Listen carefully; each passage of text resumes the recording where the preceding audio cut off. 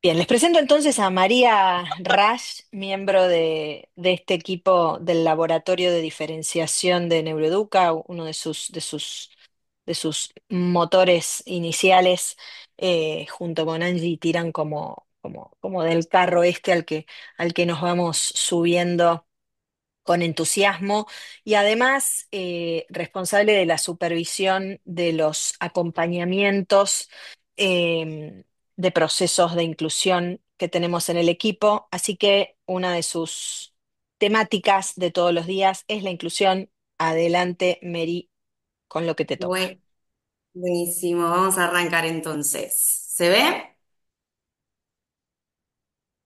Me voy a poner a presentar Ahí para que va, lo puedan ahí estás, ahí bien, se ve. presentar. Bien, el desafío de hoy va a ser hablar un poco sobre lo que es la inclusión educativa, qué es un PPI, cuándo se implementa, cómo tengo que hacerlo, cuáles son las diferencias con un DEI.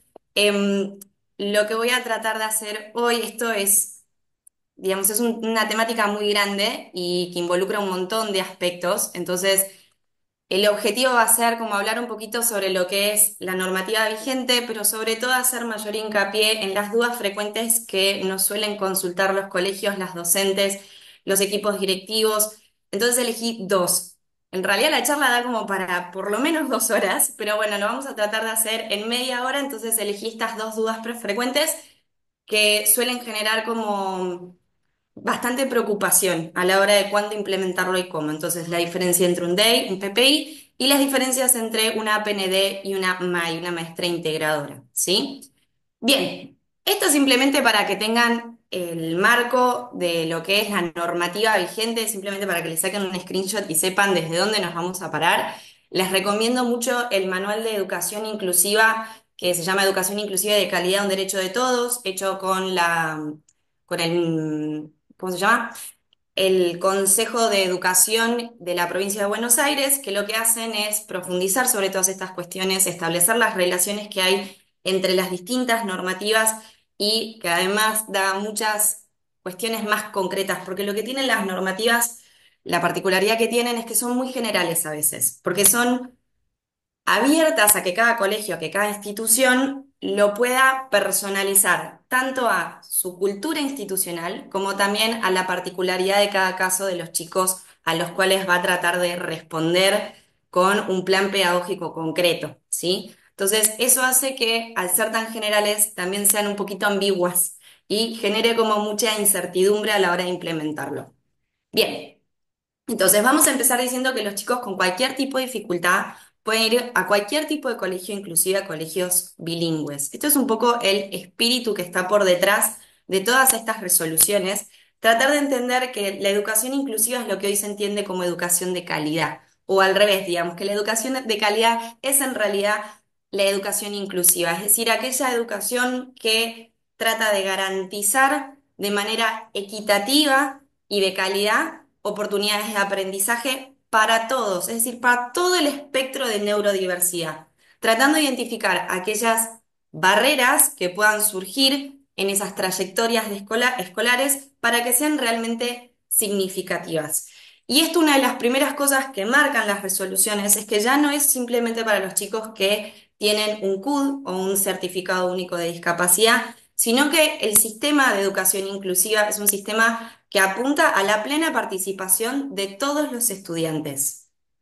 Es decir, poder responder a todo el espectro de neurodiversidad, independientemente de si tengan un certificado de discapacidad o no. No voy a entrar en esto, en cada detalle de cada uno de los trastornos con los cuales nos podemos encontrar en un aula, pero sí entender que la educación inclusiva involucra a todos los chicos que tenemos dentro del aula, ¿sí? Y a todos esos perfiles y niveles de fluidez de académica que nos podemos llegar a encontrar para poder justamente garantizar trayectorias escolares significativas.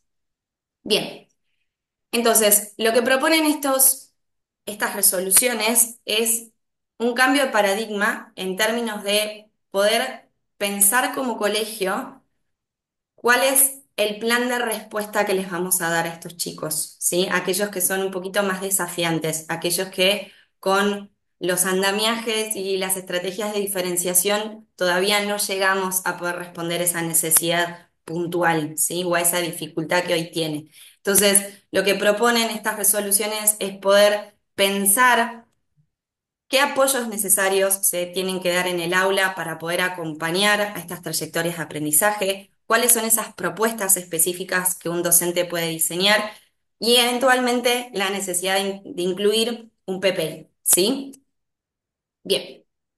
Entonces, ¿cuáles son estas estrategias para acompañar a los alumnos con necesidades educativas específicas? Aquellos que nos desafían un poquito más, que con estas estrategias que las chicas dieron, que son increíbles porque acompañan a todo el desarrollo de la lectoescritura, de las matemáticas y que son sumamente amigables a todo tipo de perfiles de aprendizaje. Hay algunos que nos llevan un poquito más de trabajo y que requieren algo más específico y personalizado. Entonces, antes de llegar a lo que es un PPI o la inclusión de una PND o una maestra integradora, nos tenemos que asegurar de pasar por estas instancias previas, ¿sí? Hacer estrategias de diferenciación en el aula, hacer estrategias en las cuales nosotros con nuestra planificación estemos diseñando andamiajes o intervenciones que sean útiles para lo que, como decían las chicas hace un ratito, consolidar estos aprendizajes de manera significativa. Generar adaptaciones de acceso y metodológicas para aquellos chicos que necesitan capaz una intervención un poquito más específica. Y entonces, una forma de conceptualizar los pasos para ir llegando a esto, se nos ocurrió que sea así. Lo vamos a explicar en la matriz entre el nivel de aplicación y en la especificidad de esa intervención, ¿sí? Entonces, lo primero que tenemos que pensar a la hora de responder a la neurodiversidad en el aula, a esas 30 trayectorias, son las estrategias de diferenciación que, como venimos diciendo y contando, benefician a todos los alumnos, ¿sí? Todas estas prácticas educativas significativas que contaban recién las chicas y que son sumamente ricas. Entonces, esto es de aplicación general, de respuesta a a todo el grupo que yo tengo en el aula y de un nivel de especificidad menor, porque es algo más general, involucra a todas. Acá también está lo que en muchos colegios se habla con los directivos y con las supervisiones, con los equipos de inspección, se habla que es el DUA, ¿sí? El diseño único para el aprendizaje, universal para el aprendizaje, que es decir, poder identificar de manera temprana, de manera previa, cuáles son las posibles barreras que puedan surgir en esos aprendizajes y tomar acción sobre ello. Son estrategias de diferenciación, ¿sí? Son universales para todos los alumnos. Luego tenemos el siguiente paso, es decir, cuando las estrategias de diferenciación no son suficientes para poder alcanzar un grupito específico de alumnos, vamos a ir a un nivel de aplicación que sigue siendo general, pero un poquitín más específico, ¿sí? Que son las adaptaciones de acceso y metodológicas que se pueden brindar a este grupo de alumnos que capaz tiene algún perfil específico de aprendizaje o que tiene alguna característica puntual, por ejemplo, que son más bien dispersos o que son más bien distraídos o que son inquietos, ir pensando las clásicas adaptaciones de acceso que ya muchos colegios implementan y los tienen muy latentes, ¿sí? Bien, pero ¿qué pasa cuando con todas estas estrategias todavía tenemos ese alumno o esos dos alumnos que todavía necesitan de algo más personalizado, que requieren de un plan más pensado, más sistemático, de mayor especificidad? Bueno, viene a lo que en las resoluciones lo que vienen a proponer es el DEI, ¿sí? Que es un documento que establece estrategias personalizadas de soporte pero sin recorte curricular ni sin modificaciones severas de la propuesta académica del grado en el que se encuentra. Es decir, que lo que va a hacer este documento es, de una manera más personalizada, es decir, por eso está del otro lado de nuestra matriz, de una manera más personalizada, establecer algunas cuestiones de trabajo sistemático de acompañamiento que le permitan a este alumno poder involucrarse y aprovechar mejor las oportunidades de aprendizaje que les damos en el aula, ¿sí? Y por último tenemos el PPI, que sería la propuesta de mayor especificidad y personalización, que sería esta propuesta pedagógica que, uy, está mal escrito, esta propuesta pedagógica que es personalizada a las necesidades específicas de este alumno puntual en este momento de la vida, en este momento del año o del grado escolar en el que se encuentra, ¿sí? Es lo más específico de todos los planes que uno puede implementar. Bien, entonces... Acá muchos colegios empiezan, bueno, pero ¿qué es un DEI? ¿Qué es un PPI? ¿Cuál es la diferencia? ¿Dónde está esa sutileza entre cuándo implemento uno u otro? Como decíamos recién, en la implementación y la especificidad de esos recursos que voy a pensar. Entonces, un DEI es el dispositivo de educación e inclusión que se usa para estudiantes con necesidades educativas transitorias o permanentes que no pueden acceder a los contenidos curriculares comunes en este momento puntual. Ya sea porque, por eso plantea transitorias. Porque, por ejemplo, alumnos que tuvieron alguna situación médica y se perdieron de una gran cantidad de oportunidades académicas por internación, ponele, o que estuvieron ausentándose por viaje o por algún motivo que se perdieron de mucho contenido o mucha práctica sostenida de alguna habilidad que hace que entonces sea necesario pensar un plan específico para poder compensar eso. Entonces, esta necesidad educativa es transitoria, no es que lo va a acompañar a lo largo de todo su desarrollo o a lo largo de toda su escolaridad, o las permanentes, como puede ser un trastorno específico del aprendizaje, como puede ser un trastorno por déficit de atención, trastorno del lenguaje, trastorno de la comunicación. Todas aquellas dificultades que ya fueron diagnosticadas, que fueron documentadas en una consulta con un terapeuta, con un profesional como puede ser una psicopedagoga, una psicóloga, etcétera, y que lo que hacen es que en este momento del desarrollo de esas habilidades académicas todavía no están en condiciones de acceder a los contenidos curriculares comunes al igual que todo el resto de sus compañeros. Lo que no quiere decir que no lo vayan a lograr, ¿sí? Entonces, por eso es como transitorio el DEI. Lo que hace es si un alumno presenta dificultades de aprendizaje, como veníamos diciendo recién, u otras condiciones sin discapacidad, el equipo docente puede implementar este DEI, este plan de respuesta, sin necesidad de formalizar un PPI, ¿sí? Entonces, estos, este plan lo que hace es poder describir con qué soporte le vamos a dar nosotros para acceder a los contenidos curriculares comunes, ¿sí? Entonces, lo que hace es detallar las estrategias de acompañamiento. Entonces, esto, cuando estamos trabajando con colegios, con equipos de orientación y con los equipos directivos, es en esos alumnos puntuales en los que, por ejemplo, acaban de recibir un diagnóstico de trastorno específico del aprendizaje, como puede ser dislexia, está en un cuarto grado, está leyendo muy mal, es poco fluido, escribe poco, no termina de poder dar cuenta de todo ese potencial que realmente sí tiene para poder acceder a la complejidad de los contenidos, pero el desarrollo de sus habilidades académicas está tan por fuera de lo que hoy solicita el cole o que requiere el cole para poder mantener esa propuesta académica, entonces se establece este DEI, ¿sí? Lo que se hace se detallan en conjunto con la familia y con el equipo terapéutico y los docentes cuáles son aquellas estrategias de acompañamiento que van a permitir construir un puente entre la propuesta curricular y lo que los chicos hoy por hoy están pudiendo a nivel de fluidez, ¿sí? Entonces se establecen qué andamiajes, la flexibilización de los tiempos, los apoyos visuales, organizativos o conductuales que se vayan a implementar, ¿sí? Pero de vuelta, no se toca la currícula acá. Acá no hay reducción de complejidad, se mantiene la currícula. Lo que pasa es que se detalla en este plan cuáles van a ser aquellas intervenciones, primero para tener en claro los roles de cada uno de los interlocutores que van a estar acompañando esta trayectoria, qué es lo que se puede hacer en clase, qué es lo que se va a hacer a nivel terapéutico, es decir, que se va a trabajar para poder acompañar esa trayectoria y poder permitir que nuestro alumno pueda responder a los contenidos del grado, ¿sí? Y entonces ahí se trabaja, se documenta la frecuencia e intensidad de uso, ¿sí? Esto ya no son adaptaciones de acceso, sino que por la sistematicidad en la implementación de aquellos andamiajes, simplemente se detallan en un documento, ¿sí? Para que quede bien claro. Y entonces, ¿cuándo se incluye un acompañante? Es decir, ¿todo esto cae solo en las espaldas del docente? No.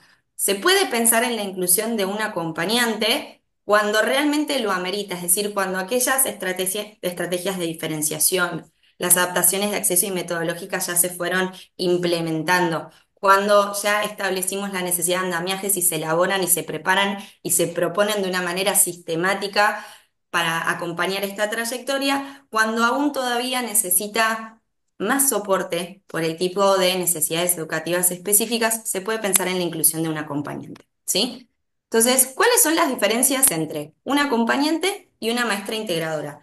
Que esto es una de las dudas más frecuentes cuando vamos a supervisar o acompañar a coles en la preparación de PPIs o de DEI.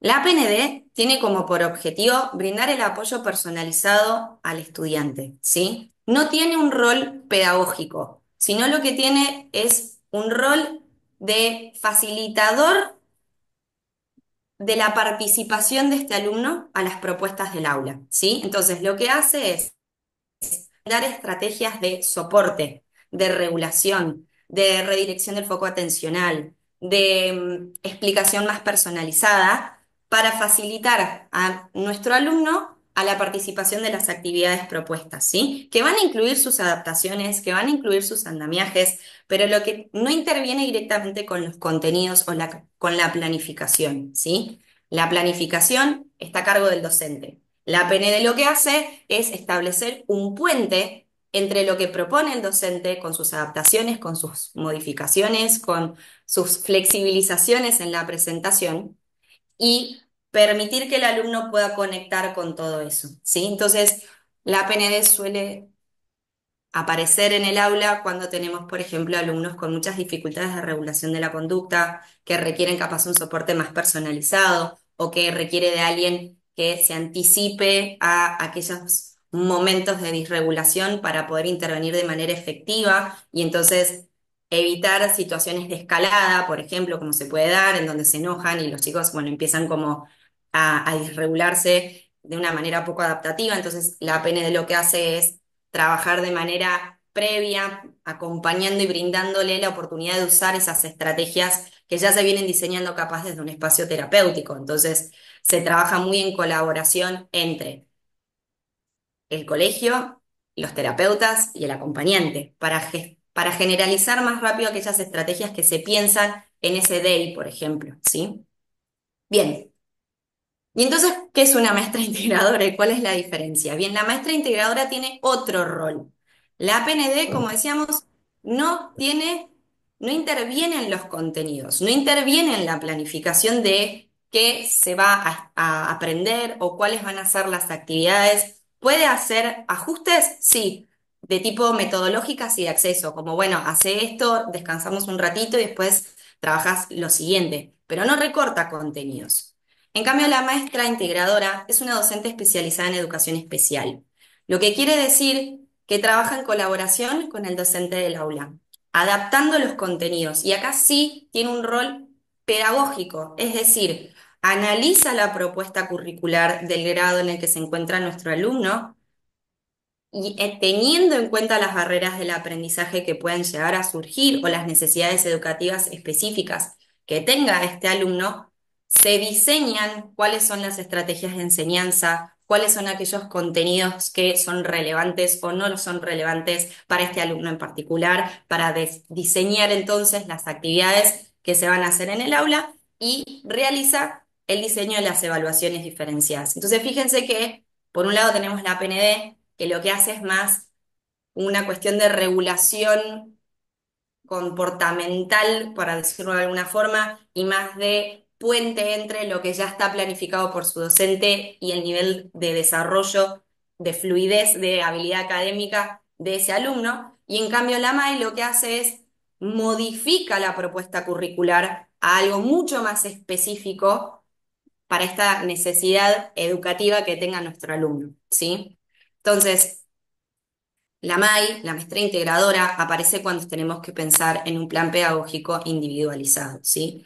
Cuando ya hicimos diferenciación, cuando ya hicimos adaptaciones, cuando ya detallamos un plan de acción con andamiajes, flexibilización de tiempos, cuando ya además traemos una maestra acompañante y que todavía no damos no damos respuesta a esa necesidad puntual que tiene nuestro alumno, o que todavía no sentimos que estamos teniendo un impacto tan significativo en esa trayectoria y que necesita todavía algo más específico, aparece el plan pedagógico individualizado, el famoso PPI. Pero si se fijan, es la última de las instancias. Todavía hay que recorrer todos estos pasitos previos y que ya sabemos y que todos los coles lo terminan haciendo, derivan antes a una psicopedagoga que también da herramientas, sugerencias, trabaja en la estimulación del desarrollo de esa habilidad que está descendida o que requiere de soporte más específico. Entonces, un poco el plan del PPI y lo que vienen a plantear las resoluciones es hacer un cambio de paradigma.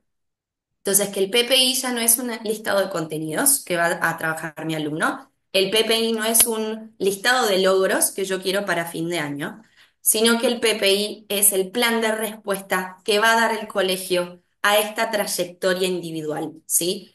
Ese es el cambio principal de paradigma y el espíritu que está por detrás de todas estas resoluciones, ¿sí? Es qué vamos a hacer nosotros como docentes, como adultos que tenemos impacto en el desarrollo de esta personita, qué vamos a hacer nosotros para responder a esa necesidad. Entonces, no es un listado de contenidos, hemos visto muchos PPIs que son así, que entonces están todos los contenidos del año y están los pequeños contenidos seleccionados para este alumno.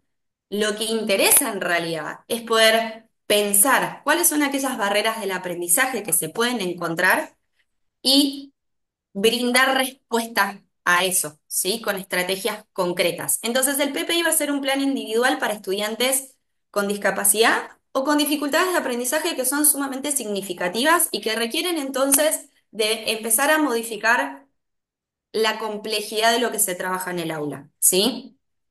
Es decir, la currícula. Entonces, hay dos tipos de PPIs en realidad, que esto también, las resoluciones parecen muy ambiguas, pero en el fondo son muy claras. Lo que nos dice es que pueden haber dos tipos de PPIs. PPI con adaptaciones de acceso significativas y PPIs con recorte curricular, ¿sí? El PPI con adaptaciones significativas no es el que se presenta a el ministerio o a DIGEP o a la institución que los vaya regulando como escuela. El PPI con recorte curricular sí. ¿Cuál es la diferencia? El PPI con adaptaciones de acceso significativa lo que hace es sacar todos los contenidos que no son los NAP, digamos, los contenidos, los núcleos de aprendizaje prioritarios, ¿sí? Entonces, se sacan todas aquellas situaciones sí, actividades académicas que no están directamente vinculados con los núcleos de aprendizaje prioritarios del año en el que está cursando nuestro alumno y se modifica de manera sustancial, por eso es un PPI, las estrategias, los materiales y los tiempos de adquisición de los contenidos. Por ejemplo, un núcleo de aprendizaje prioritario en primer grado es conocer los números hasta el 100, ¿sí? O lograr la fluidez lectora, entonces la lectura global, por palabras alfabéticas. Lo que va a hacer el PPI de adaptación de acceso, no de recorte curricular, es modificar la cantidad de instancias en las cuales se les van a brindar oportunidades de aprendizaje en relación a ese contenido prioritario. Entonces, va a tener práctica extra, va a tener apoyo personalizado uno a uno con su APND o maestra integradora. Va a tener momentos en que los chicos están trabajando con otra habilidad y capaz este alumno va a tener un momento específico diseñado para el trabajo con la numeración hasta el 100. Entonces, nos aseguramos de darle algo diferenciado y por el tipo de modificación es sustancial, porque estamos dando algo puntual para este alumno, ¿sí? Pero no estoy recortando el contenido, ¿sí? No estoy haciendo una reducción significativa en realidad del contenido, estoy sacando aquellos contenidos que no son capaz los más relevantes para el momento, ¿sí? Bien, y en cambio, el PPI con recorte curricular son aquellos que se priorizan ciertos contenidos de los NAP, se excluyen otros por el nivel de complejidad que implican para este alumno, siempre en función de garantizar aprendizajes significativos, ¿sí? Entonces, que realmente que lo que aprende y el tiempo que le dedica a aprender y las oportunidades que le vamos a dar sean significativas para el desarrollo a largo plazo de nuestro alumno, ¿sí? Y no es obligatorio que para tener un PPI tengamos recorte curricular o que tenga CUD, ¿sí? O que esté inscrito en una escuela especial. Y esto es una también de las modificaciones que hacen las últimas resoluciones, porque antes se pensaba que para tener PPI, bueno, sí o sí tenés que tener un CUD, sí o sí tenés que tener una maestra integradora, sí o sí tenés que estar inscrito en una escuela especial. No, y las resoluciones son muy claras al respecto. Eso es una decisión que se toma en conjunto con las familias y en conjunto con los terapeutas y profesionales que acompañan, ¿sí? Esto es una decisión que se toma en conjunto con todos los que están involucrados en el acompañamiento de nuestros alumnos, ¿sí? Entonces, es importantísimo entender lo que las normativas nos permiten o no, porque esto puede llegar a dar lugar a mucha confusión, ¿sí? Bien, y entonces, ¿DEI o PPI? Vamos a ver la diferencia. Entonces, DEI va a referir a estas estrategias de acompañamiento en el aula que no implican modificaciones curriculares significativas, no se alteran los contenidos fundamentales.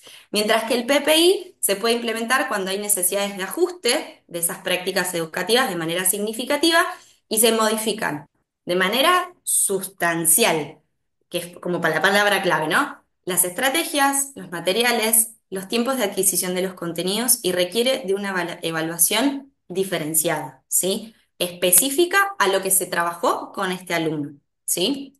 Bien, entonces, como decía Silvia hace un ratito, nosotros armamos como un archivito, ¿sí? De preguntas frecuentes sobre inclusión educativa, que todo esto está detallado y está citada la normativa que le corresponde para que ustedes sepan dónde buscar esa información y hacer referencia a ello, ¿sí? Y bueno, creo que estoy bien de tiempo o sí, ¿no? Y O fui Mary, muy rápido. estás Bien, bien. perfecto. Bien, bueno, sé que genera muchas dudas, fue bastante express todo. Estos digamos, después la implementación individual con cada alumno lleva su arte, lleva su conocimiento de, bueno, cuáles son esas barreras, cuál es el perfil de aprendizaje, cuáles son las estrategias que como cole podemos implementar o no. Entonces, las resoluciones lo que hacen es dar como principios muy generales para que después cada cole lo pueda llevar a la práctica respetando la cultura institucional, ¿sí? Y las particularidades de cada caso. Entonces, bueno, para conocer más sobre esto, los invitamos a leer el manual que yo les decía hace un ratito y Eso este te están archivo. preguntando, Mary, que vuelvas a poner el nombre del manual que mencionaste, o si tenés Ah, el link de acceso, el link de acceso. sí, si me dan 2 segundos, eh, lo busco y se los paso. y si no, pon el nombre y después lo mandamos porque hay un par de preguntas para vos. Este es un tema que a mí me gustaría que podamos Sí, resolver estas preguntas. genera muchas Em, dudas. Esto es Bien, Capital y Provincia de Buenos Aires. Pregunta Eugen, Corrientes no está tan claro, cambian todos los años. sí, Tenemos un sí. sistema federal de educación. Cada provincia setea sus normativas. Así que sí, esto es Capital y Provincia de Buenos Aires. Hay que buscar las normativas para cada provincia y ojalá que esto sea una tendencia que que se generalice en nuestro país. Ahora les paso el Acá número de resolución. Luciana, perdón, ¿cómo Mary? Que ahí les puse el nombre del manual, pero ahora les voy a copiar el número de resolución para que lo tengan. Y así lo pueden Perfecto. googlear más. Perfecto. Bien. Acá Luciana dice, me interesa preguntarle a María cuál es su opinión con respecto a las permanencias en nivel inicial cuando el equipo de profesionales externos y el colegio evalúan que el alumno no ha adquirido las habilidades y contenidos necesarios para pasar una nueva etapa y cuándo el permanecer un año más en el nivel beneficiaría su trayectoria. Pregunta compleja. Porque Súper, tiene un montón de aristas todo esto. A ver, las resoluciones hoy hablan de la no permanencia y de la continuidad de los chicos durante los distintos niveles. Entonces, lo que proponen justamente para hacer la no permanencia es la elaboración de todos estos proyectos y de todas estas instancias de intervención, de apoyo, de sistematicidad en la implementación de ajustes a PND. Entonces, va a depender mucho como de la particularidad de cada caso, porque hay casos que se benefician con la permanencia, sí, hay casos que sí, pero también hay casos que no, y que en realidad la permanencia les puede llegar a quitar oportunidades de aprendizaje que capaz con la inclusión de un acompañante esto se hubiese evitado y el alumno tenía la oportunidad de seguir con sus compañeros de edad y seguir desarrollando aquellas habilidades que requiere para poder estar en el grado en el que está. Entonces, por eso digo que es muy complejo, porque las resoluciones, si bien bajan línea y te dicen no puede haber permanencia,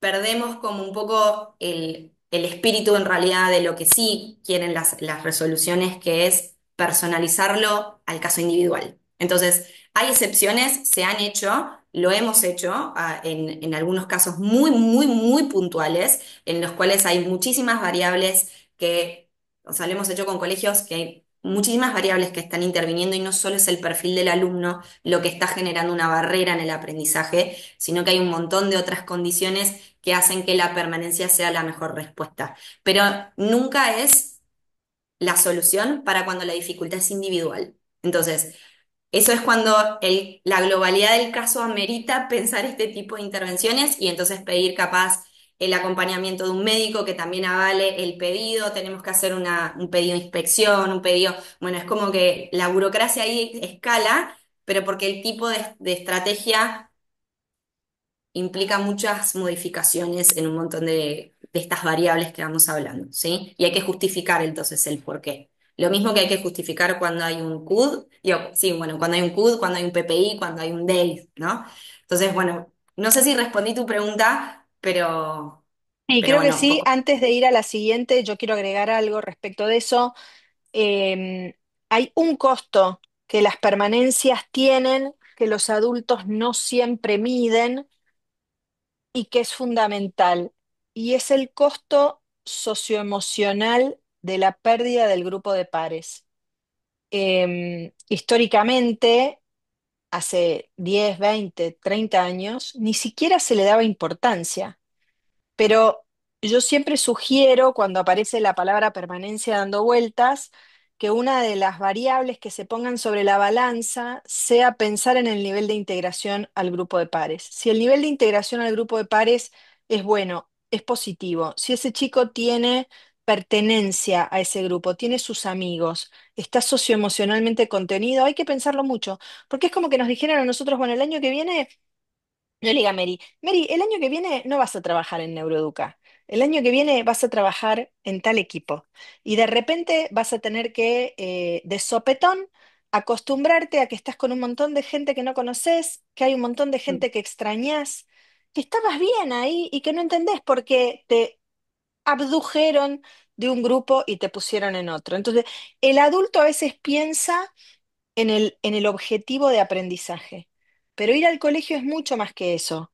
Es primero tener un grupo social de pertenencia y para muchos de estos chicos hacer amigos tampoco es fácil. Entonces, si la integración existe, yo creo que la permanencia es algo realmente no recomendable, que hay muchos otros recursos que podemos implementar para evitar semejante agresión al desarrollo socioemocional de un chico.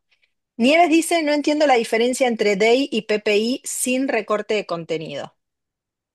es una diferencia muy sutil, sí. A mí me pasó lo mismo leyendo las resoluciones y decía, no, no entiendo, no termino de entender porque las dos resoluciones que hablan sobre eso son como bastante ambiguas. Entonces, averiguando sobre eso, supervisando y tratando de entrar aún mayor en detalle, la diferencia está que el DEI no hace una selección de los NAP. En cambio, el PPI con adecuaciones de acceso, digamos, no recorte curricular significativo, sí lo hace. Selecciona solo los NAP. O sea, saca contenido extra que capaz se dan, porque en todas las planificaciones docentes nosotros damos más allá de los contenidos de los núcleos de aprendizaje prioritarios, damos un montón de oportunidades y contenidos e información más enriquecida a partir de los NAP.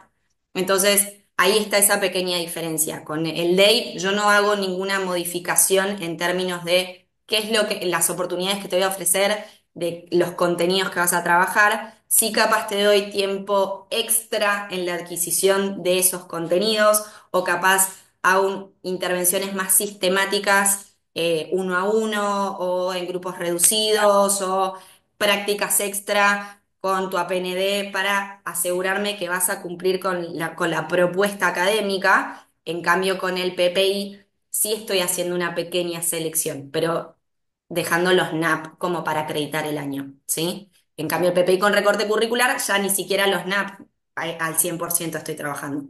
Empiezo a seleccionar aquellos que son necesarios o empiezo a ir como pasitos más para atrás. Si el NAP le queda muy difícil, inclusive aunque lo recorte, por ejemplo, están trabajando con numeración del millón y tengo un paciente o un alumno que todavía no logra la numeración hasta el 100, bueno, eso ya es recorte curricular porque me estoy yendo bastante, depende del tipo de actividad igual, ¿eh? Pero si de manera sistemática nunca le voy a presentar los números del millón y no va a tener oportunidad para acceder a aquellos números, porque vamos a hacer un plan pedagógico individual en donde todo va a estar adaptado para esa numeración, bueno, ahí ya me estoy yendo por fuera de los NAP, me estoy yendo mucho antes a lo que necesita, ¿sí? Lo que no quiere decir que haya adaptaciones de acceso que le reduzcan los números en pos de mantener la complejidad, que eso es una estrategia de diferenciación que es válida. Son dos cosas distintas. Esto es, nunca le voy a presentar los números de millón. Nunca. ¿Sí? Va, nunca. O por lo menos este año de planificación No está conmigo. previsto presentarlos. Exacto, no está previsto presentar y el trabajo con eso, pero adaptaciones de acceso, en donde yo reduzco la numeración, porque mi objetivo es trabajar, por ejemplo, situaciones problemáticas, eso no es recorte curricular. Entonces, por eso les digo, es una charla que en realidad da para Para un años y montón. da para un montón y hay que ver cada ejemplo concreto, y el desafío de hacerlo en media hora es difícil, pero bueno, nada, como para Ya, darles ya un marco. ampliaremos, ya ampliaremos. Ya tendremos la Exacto. oportunidad de ampliar sobre esta temática. Igual hay un par de preguntas más que yo te quiero comentar. Entiendo, dice Teresita, que con las nuevas normativas no hace falta un CUD para que un alumno pueda tener un PPI. ¿Esto es para el PPI solo con adecuaciones de acceso o también para el PPI con recorte curricular? No hace discriminación, PPI. No. No menciona. Y pregunta también si el CUD es necesario para que las obras sociales lo cubran o tampoco. Bueno, ahí ya es otra legislación, no es la legislación educativa, es la de las obras sociales y prepagas que no conocemos en esta profundidad. Yo creo que es altamente probable que las obras sociales las digan sin CUD no te lo cubro, aunque la legislación diga otra cosa, porque es una manera de filtrar casos que representan gasto, pero esto es algo que supongo, no es algo que estoy seguro. Y después No, hay y un, está para una charla completa sobre sí mismo eso, o sea, porque hay un montón de, sí, de cuestiones ahí. y después hay un último comentario de Sofi que dice, soy maestra integradora hace muchos años, veo que cada vez es mayor la demanda, los centros envían gente que no tienen ni idea de lo que es ser una MAI o una EPND, los chicos se ven muy perjudicados, deberíamos pensar cómo revertir esta situación si lo estamos viviendo. Eh, en fin, es una temática, hace rato que pensamos con Mary que necesitamos tomarnos un poquito más de tiempo para una capacitación sobre este tema. Y después la tenemos a Mary Larretegui o la Mary de mi corazón que pregunta si los DEI o PPI deben ser realizados por la institución con el equipo externo.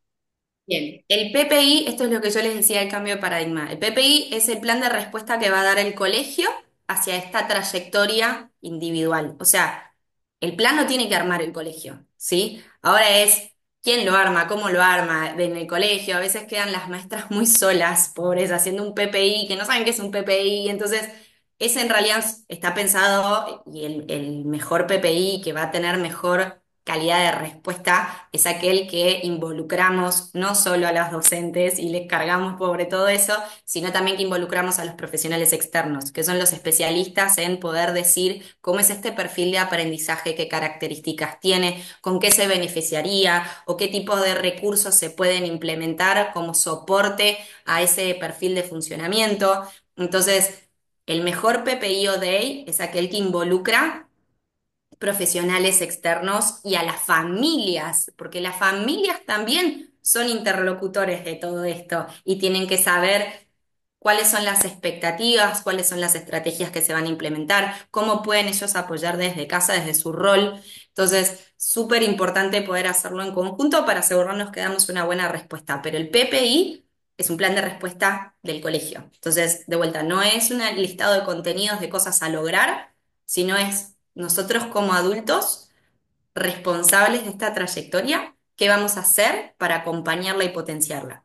Ese es el cambio de paradigma que proponen las nuevas resoluciones.